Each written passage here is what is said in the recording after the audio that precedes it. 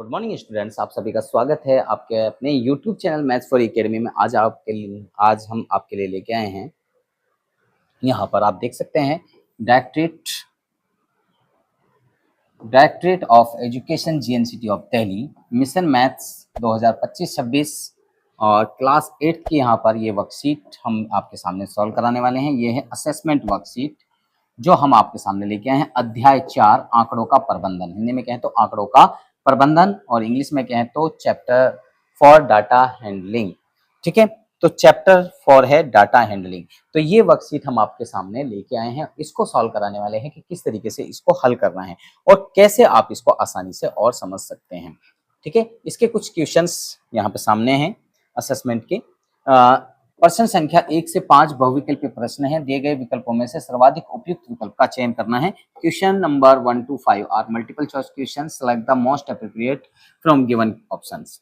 यहाँ पर पहला क्वेश्चन कहा है एक पासा एक बार फेंका जाता है, अभाज्य संख्या प्राप्त करने की प्रायिकता ज्ञात कीजिए। ए die is thrown once, what will be the probability of getting a prime number? देखो डाइस क्या होती है, डाइस मैं आपको दिखा देता हूँ डाइस होती क्या है। सबसे पहले डाइस आप जानते हैं, लूडो वाली जो गोटी होती है उसी को हम डाइस कहते हैं। ठीक है, तो यहाँ पे अभी मैं आपको दिखा देता हूँ। ऊपर यहाँ पे देखिए, ये लूडो के फेसेस पे आपको नजर आते हैं, ये हमारे यानी कि डाइस है। डाइस के एक फलक पे आपको एक बिंदी नजर आती है, 2 आती है, 3 आती है, फिर 4, यहाँ पर 5, यहाँ पर 6, यानी कि ये डॉटेड आपको नजर आती है। ये नंबरिंग लिखी हो सकती है, कुछ भी हो सकता है, मतलब ये यानी कि डाइस है हमारी। ठीक है, ये हमारा कॉइन है और ये हमारे यानी कि कार्ड्स हैं। ठीक है, प्लेइंग कार्ड्स इनको कहा जाता है। तो ये अब हम यहाँ पे बात करते हैं, तो यहाँ आगे हम चलते हैं। तो ये वर्कशीट है हमारी। तो यहाँ पर इसको थोड़ा और जूम कर लें।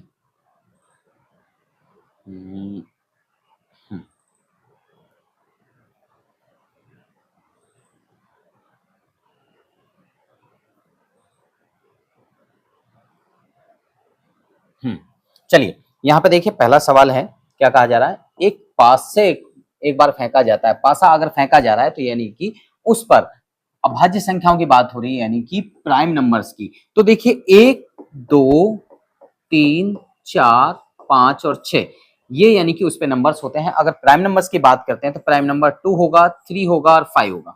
तो कितने नंबर्स हुए, यानी कि केवल 3 प्राइम नंबर्स हैं 1 to 6 के बीच में। क्योंकि देखो यहाँ पर अगर हम बात करें तो गोटियों पे केवल 1 से लेकर 6 तक की संख्या लिखी होती है, उनमें से 2, 3, 5 यानी कि केवल 3 संख्याएं जो है प्राइम नंबर होंगी।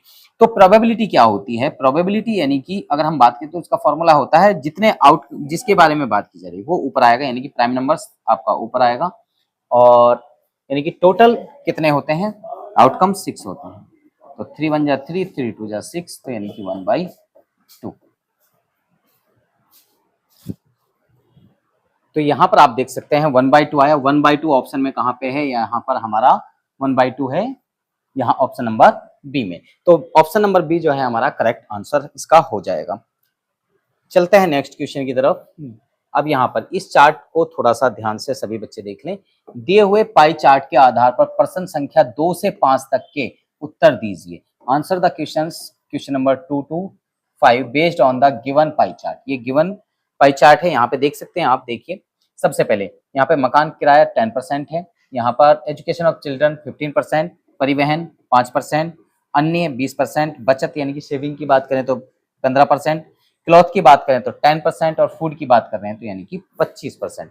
ये परसेंटेज हमें दी हुई है। अब जैसे सवाल पूछे जाएंगे इनके बेस पे, उनके जवाब हमें अब देने हैं।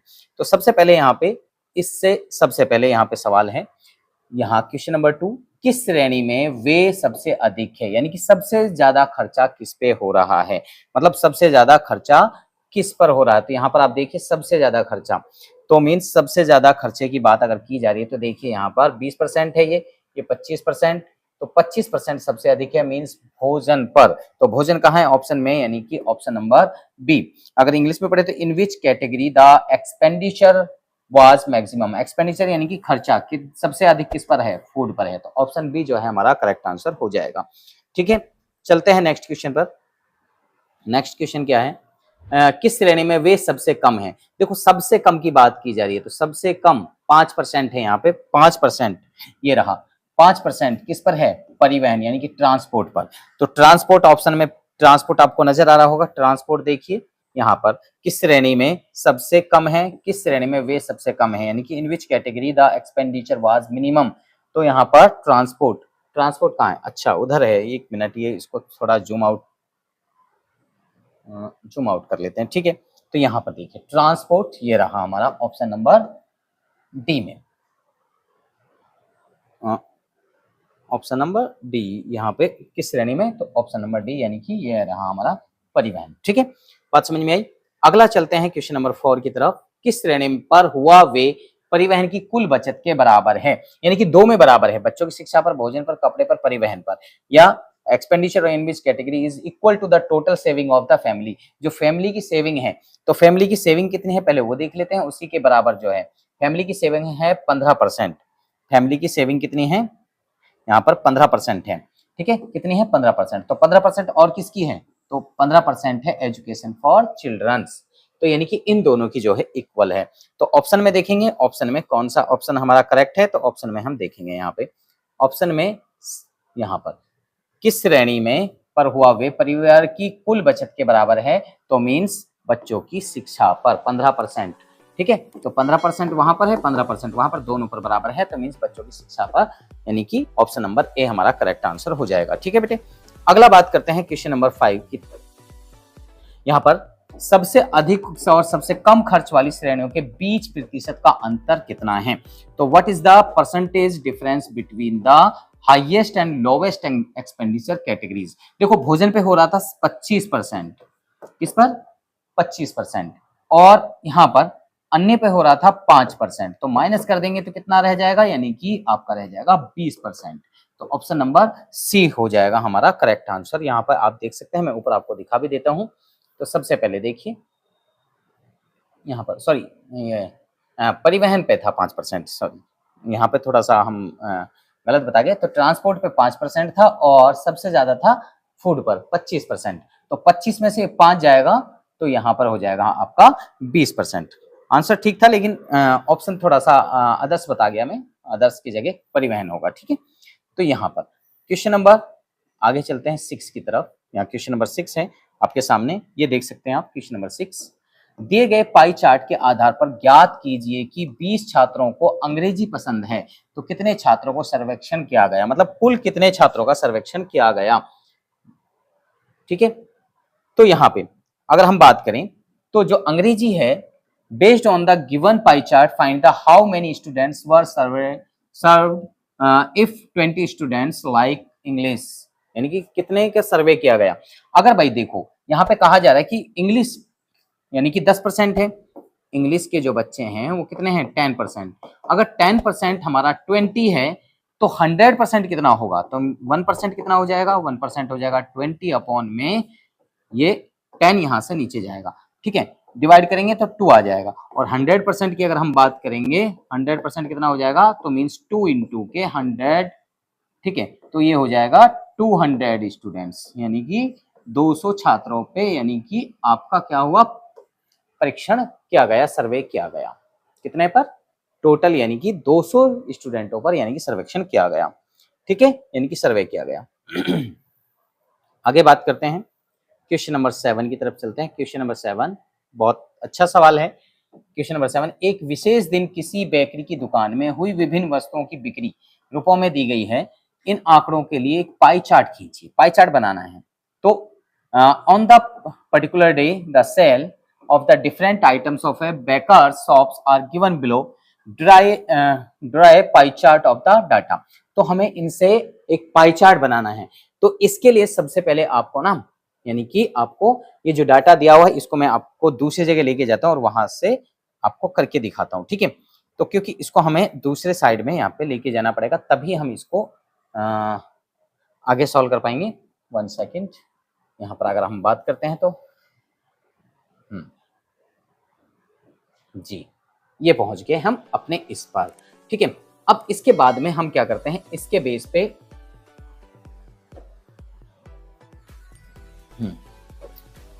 थोड़ा छोटा कर लें, कोई दिक्कत नहीं है। हाँ देखिए, ये हो गया हमारा। इसके बाद में अब इस पर क्या करना है हमें, यहाँ देखिए ये हो गया। तो सबसे पहले हम यहाँ पर लाइंस बना लेते हैं।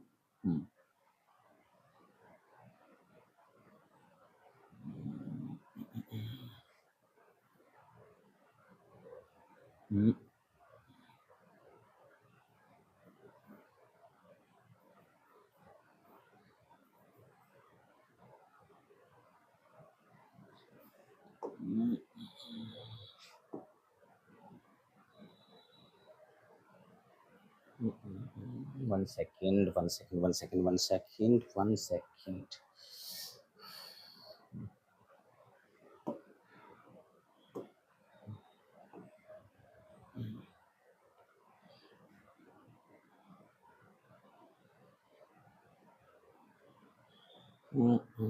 One second.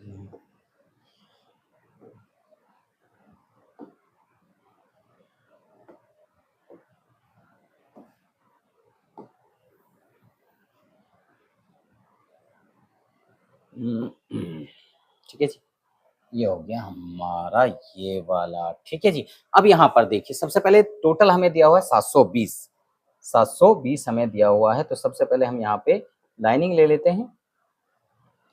यहाँ से हम अपनी तरफ से एक लाइन बना लेते हैं, यहीं से ले लेते हैं।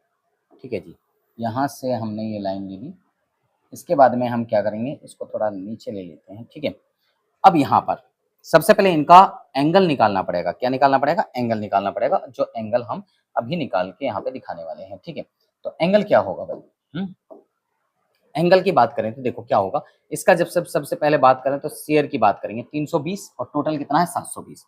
तो 320 बटे में 720, और यहाँ पर एंगल जो है सेंटर एंगल होता है वो होता है बेटे 360 डिग्री होता है टोटल। ठीक है, तो 360 डिग्री। यहाँ पर सबसे पहले यहाँ 0 से 0 को उड़ा लो, 36 से इसको उड़ाएंगे तो 2 बार जाएगा, और 2 से आप इसको काटेंगे तो कितना आ जाएगा? 160 आ जाएगा। कितना आ जाएगा? 160 डिग्री। तो यहाँ पर इसका एंगल आ गया 160 डिग्री। अगले वाले का निकालेंगे तो यहाँ पर 80 अपॉन में 720 और गुणा के यहाँ पे हो जाएगा 360 डिग्री। तो अभी हमने इसको काटा था, ये जा रहा था 2 बार, 2 से इसको काटेंगे कितना आ जाएगा? 40 बार। ठीक है, तो ये आ जाएगा 40 डिग्री। इसकी बात करेंगे तो ये वाला कितना हो जाएगा, यानी कि 160 को यानी कि आप यहाँ 2 से डिवाइड कर देंगे तो मीन्स ये हो जाएगा 80 डिग्री। ठीक है, अगले वाले को करेंगे तो 120 डिग्री बटे में 2, जो अभी हम करते आ रहे थे क्योंकि 2 बार जा रहा था ये, तो यहाँ आ जाएगा 60 डिग्री। ठीक है, और यहाँ हो जाएगा 40 डिग्री बटे में 2, यानी कि हो जाएगा 20 डिग्री जी। तो सबसे पहले ये एंगल सेंटर एंगल आपने निकालने होंगे। अगर सेंटर एंगल नहीं निकाल पाएंगे तो आप नहीं बना पाएंगे इसको। ठीक है, सबसे पहले सेंटर एंगल आपको निकालने पड़ेंगे। ठीक है जी, इसके बाद में आप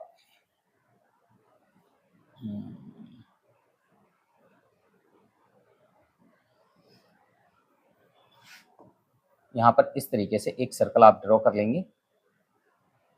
अब यहाँ पर यहाँ सबसे पहले कहीं से भी आप सेंटर, जो इसका सेंटर है उस सेंटर से यानी कि एक लाइन यहाँ पर ड्रॉ कर लेंगे। इसके बाद में अब जितने एंगल आपसे बोला है 160 डिग्री एंगल बोला है, तो डी के माध्यम से 160 डिग्री का आप यहाँ पर एंगल बनाएंगे। किधर है डी? अब डी ढूंढते फिर यार।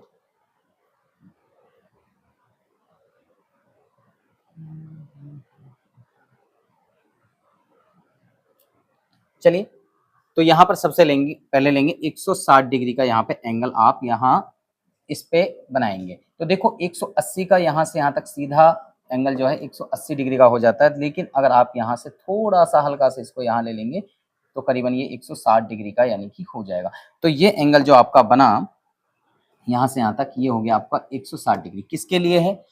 ऑर्डिनरी ब्रेड यानी कि सामान्य ब्रेड के लिए है। तो सामान्य ब्रेड आप यहाँ पर लिख दें, सामान्य ब्रेड। ठीक है, तो यहाँ पर सामान्य ब्रेड लिख देंगे। इसके बाद में 40 डिग्री लेंगे, तो 40 डिग्री फिर यहाँ से आप यहाँ से 40 डिग्री ले लेंगे तो यहाँ 40 डिग्री हो जाएगा। ये किसके लिए है? फ्रूट ब्रेड के लिए, तो यहाँ पर फ्रूट ब्रेड लिख देंगे आप। ठीक है जी, इसके बाद में फिर से यहाँ पर 80 डिग्री है तो यहाँ पर 80 डिग्री लेंगे, तो यहाँ पर करीबन ये आपका 80 डिग्री हो जाएगा। ये किसके लिए था?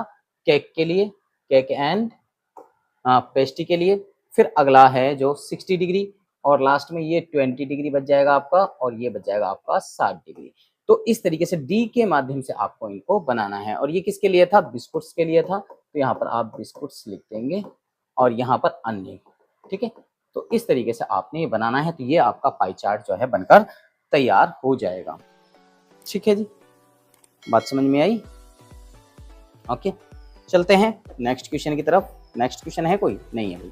तो उम्मीद है कि ये सवाल आप सभी बच्चों को समझ में आ गए होंगे। अगर आपको समझ में आए हैं तो आप सभी बच्चे हमारी वीडियो को लाइक करें, शेयर करें और कमेंट करें। अगर आपको कोई भी यानी कि लगता है कि इसमें कुछ आपको और सुधार करना चाहिए था या और अच्छी कमेंट्स आप बता सकते हैं कि इसमें क्या सुधार करके आपको और समझाया जा सकता था।